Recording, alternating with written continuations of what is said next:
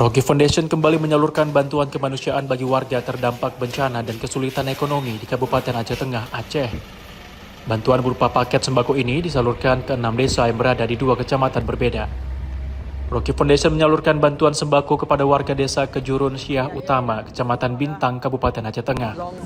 Penyaluran ke desa tersebut terdapat banyak tantangan dan rintangan, di mana jalan menuju desa tersebut tertimbun longsor, sehingga penyaluran bantuan tertahan hingga 2 hari. Di hari ketiga, tim Rocky Foundation akhirnya dapat mendistribusikan bantuan ke desa Bintang. Bantuan yang diberikan ke desa itu merupakan bentuk kepedulian Rocky Foundation beserta tim relawan terhadap masyarakat yang terdampak banjir dan longsor. Selain di Kecamatan Bintang, distribusi bantuan juga dilakukan di Kecamatan Linge, Kabupaten Aceh Tengah.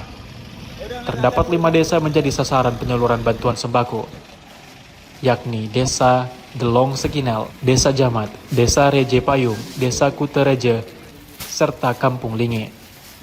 Paket sembako yang dibagikan berisi kebutuhan pokok masyarakat seperti beras, minyak goreng, ikan segar, dan bahan pangan lainnya.